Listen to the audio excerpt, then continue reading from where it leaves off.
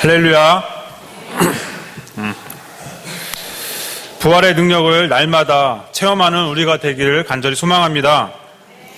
5월은 가정의 달이며 오늘은 어린이 주일로 지키고 있습니다.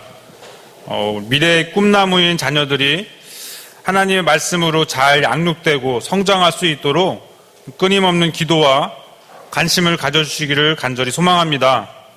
주님께서는 어린아이들과 같이 되지 아니하면 결단코 천국에 들어가지 못한다고 말씀하십니다.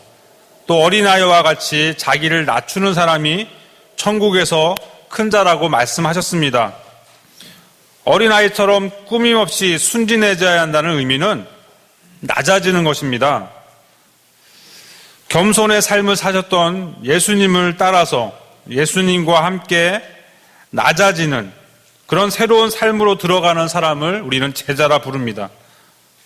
높아지려는 욕심 많은 세상 사람들은 그 모든 것을 내려놓고 그 높아지려는 욕심을 이제는 낮아지는 마음으로 바꿔버릴 수 있는 그 놀라운 능력이 복음의 능력입니다.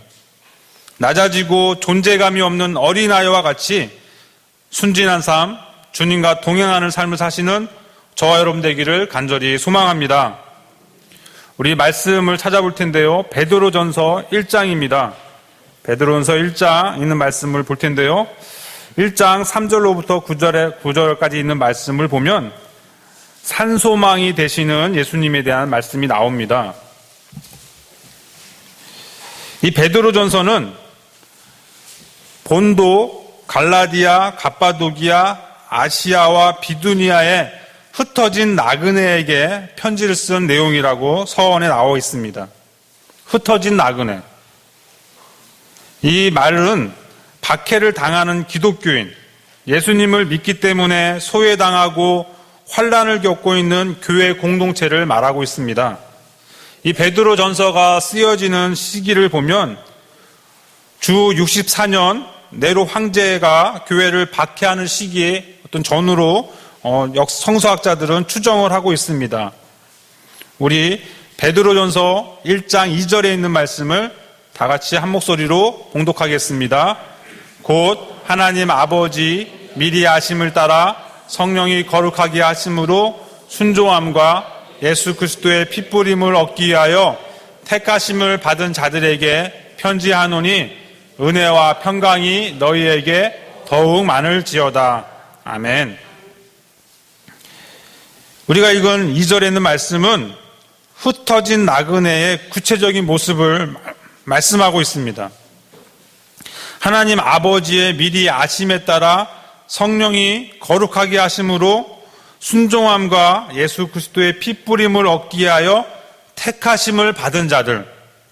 이 말씀을 좀 깊이 들어가 보면 이 택하심을 받은 자들이 흩어진 나그네라는 겁니다. 이 교회 공동체, 우리 여기 이 시간 예배드리는 성도님들의 특징은 바로 흩어진 나그네라고 얘기할 수 있겠습니다. 하지만 그 말의 의미는 또 뭡니까? 택하심을 받은 자들이라는 겁니다. 좀 말의 내용과 이 말의 뒤에 있는 내용이 안 맞습니다. 흩어진 나그네라는 것은 뭡니까? 자신의 고향을 떠나서 나그네와 같은 삶을 산다는 것은 어떻게 보면 이 베드로전서를 받고 있는 수신하고 있는 이 사람들은 어떻게 보면 자기 고향을 떠나서 예수님을 믿는다는 이유만으로 고향을 떠나서 흩어져 버리는 아무 존재감 없는 삶을 살아가는 나그네와 같은 삶이라고 말할 수 있겠습니다. 이런 이들이 하나님께서 택하여 주셨다는 겁니다. 하나님의 아버지의 미리 아심에 따라 택하여 주셨다. 우리는 하나님이 우리를 미리 아신다라는 말씀을 볼 때 성경의 구약의 많은 내용을 살펴보면 특별히 이사야서를 보면 창세 이전에 하나님의 은혜로 미리 아신다라고 주님은 말씀하고 있습니다. 흩어진 나그네의 삶을 살고 있지만 저와 여러분들을 하나님은 이 세상을 창조하기 이전에 여러분들을 택하셔서 이름을 불러주신다는 겁니다. 그리고 성령이 거룩하심으로 라는 말씀이 나옵니다. 세상 사람들과 구별되는 삶을 살 수 있도록 성령님께서 친히 우리에게 다가오셔서 우리를 거룩하게 변화시켜 나가신다는 겁니다. 성령님이 역사하신다는 겁니다. 그리고 순종함이라는 단어가 나옵니다. 하나님의 말씀을 통하여 하나님의 음성을 듣고 순종함으로 구별되게 살아가게 한다는 겁니다. 하나님 말씀에 순종함으로 구별된 삶, 이것은 결국 예수 그리스도의 피뿌림을 얻기 위하여라는 단어로 순종하는 삶을 사는 성도는 그리스도의 피로 끊임없이 씻김을 받게 되며 성결하게 된다는 것입니다. 그러니까 이 자리에 예배드리는 저와 여러분들은 어떤 분입니까? 주님의 보혈로 거룩하게 성결하게 씻김을 받은 하나님의 자녀라는 겁니다. 한마디로 이 말씀을 정리하면 다음과 같습니다. 하나님 아버지께서 우리를 은혜로 선택하셨고 성령 하나님께서 예수 그리스도의 속죄의 피를 통해 우리를 성결케 하여 주신다. 그것이 바로 택함을 받은 흩어진 나그네, 바로 우리를 지칭하고 있습니다. 이런 우리에게 사도 베드로는 은혜와 평강이 더욱 많기를 축원하고 있습니다. 우리 앞뒤 좌우 바라보시면서 서로 인사할 텐데요. 은혜와 평강이 풍성하시길 바랍니다. 인사하겠습니다. 은혜와 평강이 풍성하시길 바랍니다. 아멘. 이제 사도 베드로는 3절에서 이렇게 권면합니다. 현재 고난에 직면한 고통 가운데 신음하고 있는 흩어진 나그네 성도들에게 하나님을 찬양하라는 송영을 올려드립니다. 사도 베드로는 성도들에게 우리 주 예수 그리스도의 아버지 하나님을 찬송하리로다라고 외칩니다. 하나님께 찬양을 드리라고 권면하는 겁니다. 성도들의 상황은 환난과 핍박 가운데 있습니다. 하지만 찬송하라고 권면하는 분명한 이유가 그 뒤에 이어져 나옵니다. 그것은 바로 부활하신 예수님은 우리를 거듭나게 하여 주셨다는 사실입니다. 믿으십니까? 부활하신 예수님으로 인하여 새로운 출생을 주셨다는 겁니다. 이 자리에 참석한 저와 여러분들은 예수님으로 인하여 새로운 피조물이 됐습니다. 이전 것은 지나갔으니 보라 새 것이 되었도다라고 말씀하신 그 말씀처럼 새로운 피조물, 새로운 출생, 성령님으로 말미암아 하나님의 자녀로 새로운 삶을 시작하는 그 모든 것이 예수 그리스도의 부활하심으로 말미암았다는 겁니다. 그래서 예수님은 우리에게는 구원의 창시자가 되어주시고 부활의 첫 열매가 되어주시고 영원한 생명이 되어주셨고 이제 그 영원한 생명을 우리에게 주시기에 산소망이 되셨습니다. 그러기에 사도 베드로는 담대히 외칩니다. 부활하신 예수님은 우리에게 산소망이 되어주셨다. 그래서 하나님을 찬송하리로다라고 외칩니다. 그러므로 첫째, 부활의 능력을 체험한 거듭난 우리는 산소망이 있습니다. 믿으십니까? 부활의 산소망을 가진 거듭난 성도는 분명한 목표가 있습니다. 그것은 바로 썩지 않고 더럽지 않고 새하지 아니하는 하늘의 간직한 유업이 우리에게 있다는 겁니다. 이 유업이라는 단어의 의미는 선대로부터 내려오는 사업이라는 의미입니다. 조상 때부터 부모님 때부터 전수되어져 오는 그 사업을 유업이라고 얘기합니다. 하나님은 우리에게 어떠한 존재입니까? 아버지입니다. 아버지입니다. 하나님께서 우리에게 아버지가 되시기에 하나님 아버지 자신의 일을 우리에게 유업으로 주신다는 겁니다.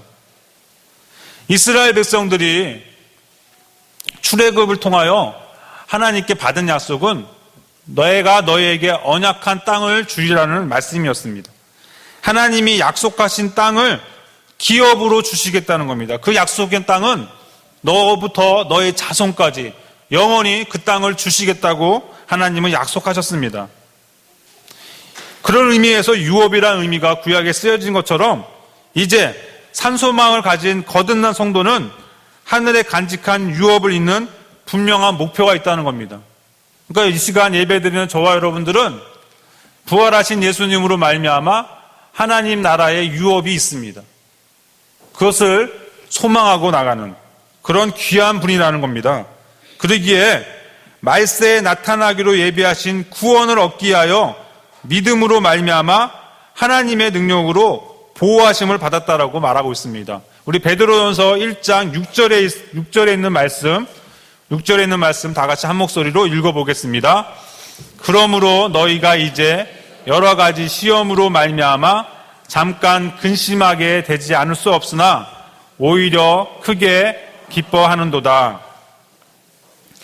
근데 오늘 본문 말씀을 보니까, 우리가 읽은 말씀을 보니까 여러 가지 시험으로 말미암아 잠깐 근심하게 된다는 겁니다. 온갖 힘든 일을 참고 견뎌야 한다는 것을 말하고 있습니다. 하늘의 유업을 받은 자인데 지금 우리가 처한 이곳은 어떻습니까? 시련과 환난과 어려움이 있습니다. 그 누구도 내 앞에 어려움이 없다라고 말할 사람이 아무도 없습니다. 요즘 살아가는 특별한 시대를 살아가는 저와 여러분, 요즘 되어지는 사회 모든 환경을 통해서 정말 많은 불안과 두려움과 어려움이 있음을 또한 고백합니다. 하지만 오늘 6절 말씀을 보니까 오히려 크게 기뻐하는도다라고 사도 베드로가 고백하고 있습니다. 우리가 왜 기뻐해야 됩니까? 오늘 그 뒤에 있는 말씀을 보면 믿음이 연단을 받아서 순수해지기 때문이라는 겁니다. 마치 불로 연단하여도 마침내 없어지고 마는 금보다도 더 귀한 것이 믿음이라는 겁니다. 순금, 이 순금이라는 것은, 순금 100%라는 것은 어떻게 만들어집니까? 불 속에서 정련해가지고 재련을 통해서 순금인 것이 입증됩니다. 불순물을 불로 다 태워버립니다. 그러니까 순금이 온전히 100% 나올 때는 어떻게 됩니까? 불로 온전하게 다 태워버립니다. 순금 아닌 것들은 다 태워버리고 온전히 순금만이 만들어졌을 때 불 속을 통과해야 할 때 순금인 것이 입증된 겁니다. 참된 믿음도 시련을 겪고 나와야 참된 믿음인 것이 입증된다는 겁니다. 그러니까 지금 우리 앞에 있는 어려움과 많은 환난과 시련은 우리에게 하나님은 무엇을 요구하시려고 이런 어려움을 주시는 겁니까? 참된 믿음은 바로 우리에게 순수한 믿음, 참된 믿음을 만들어 주시기 위해서 주님께서는 우리에게 어려움을 주신다는 겁니다. 그러므로 참된 믿음은 주님께서 다시 오실 때 칭찬과 영광과 존귀를 얻게 된다는 겁니다. 그러니까 여러분, 우리 앞에 어려움이 있습니까? 시련이 있습니까? 이 시련을 통해서 우리의 믿음이 더욱 순전해지고 그 순전한 믿음으로 말미암아, 참된 믿음으로 말미암아 주님 다시 오실 때는 칭찬과 영광과 존귀를 얻는 그런 자리로 우리를 부르신다는 겁니다. 이 참된 믿음을 얘기할 때 베드로전서 1장 8절 9절 말씀을 우리 다 같이 한 목소리로 읽어보겠습니다. 예수를 너희가 보지 못하였으나 사랑하는도다. 이제도 보지 못하고 말할 수 없는 영광스러운 즐거움으로 기뻐하니 믿음의 결국 곧 영혼의 구원을 받음이라. 아멘. 이 베드로전서가 쓰여지는, 그것을 받는 수시는, 이 흩어진 나그네는 예수님을 보지 못했다라고 사도 베드로는 얘기하고 있습니다. 하지만 그 주님을 사랑한다라고 말합니다. 이제도 예수님을 볼 수 없지만 예수님을 믿고 신뢰하고 말할 수 없는 영광스러운 즐거움으로 기뻐 찬송한다라고 사도 베드로는 얘기하고 있습니다. 왜냐하면 믿음의 결국은 곧 영혼의 구원을 받았기 때문이라고 얘기합니다. 사도 베드로는 우리에게 참된 믿음을 주시는 이유는 그거로 인해서 주님을 보지 못했지만 주님을 믿고 신뢰하고 말할 수 없는 영광스러운 즐거움으로 기뻐 찬송할 수 있다는 겁니다. 그 믿음으로 말미암아 결국은 영혼의 구원을 받았기 때문이라고 사도 베드로는 얘기하면서 기뻐하라고 얘기합니다. 우리 옆에 있는 분들한테 우리 고백하겠습니다. 주님 때문에 기뻐하십시오라고 인사하겠습니다. 주님 때문에 기뻐하시기 바랍니다. 오늘 우리가 읽은 본문의 말씀 요한복음 20장에 있는 말씀은 예수님께서 부활하셔서 제자들에게 나타나신 것을 증언한 내용의 말씀입니다. 둘째, 부활하신 주님께서는 제자들에게 나타나 평화를 나눠주십니다. 안식 후 첫날 저녁 때에 제자들은 유대인들이 두려워서 문들을 잠갔습니다. 이 유대인들, 정확히 말하면 유대 관원이겠는데요. 유대 관원들에게 붙잡혀 예수님처럼 죽임을 당할 것을 두려워하여 밤에 이 제자들은 문을 걸어 잠그고 자신들이 미리 몰래 모여있는, 정말 두려워하고 있는 상황입니다.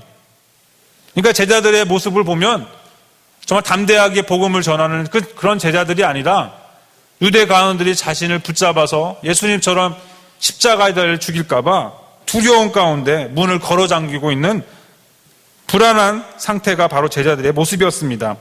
그런 제자들에게 부활하신 주님은 나타나셔서 평강이 있을지어다 라고 말씀하십니다. 여전히 문이 닫혀 있었지만 주님은 오셔서 평안이 있기를 말씀하시면서 샬롬 하고 인사를 하시는 겁니다.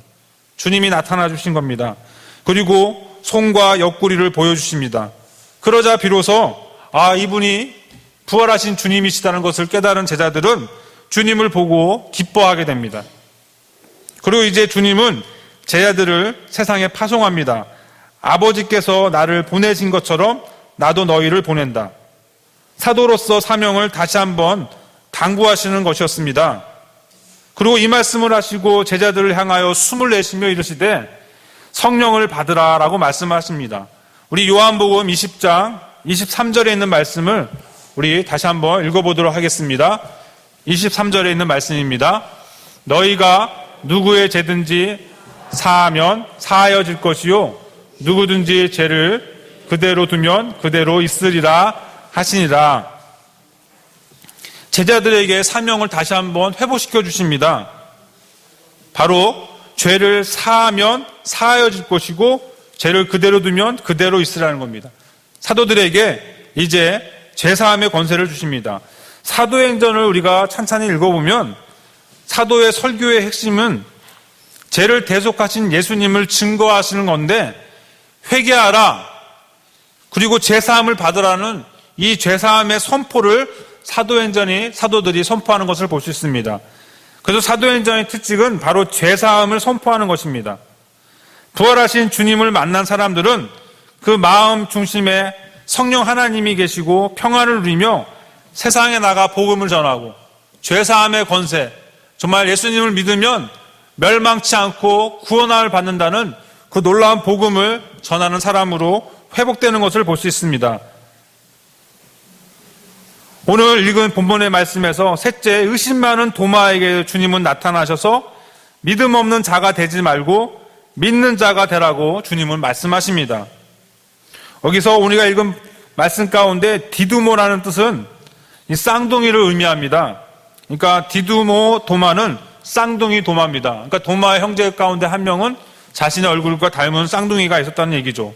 이 디두모 도마에게 부활하신 예수님이 나타났을 때는 이 도마는 그 자리에 없었습니다.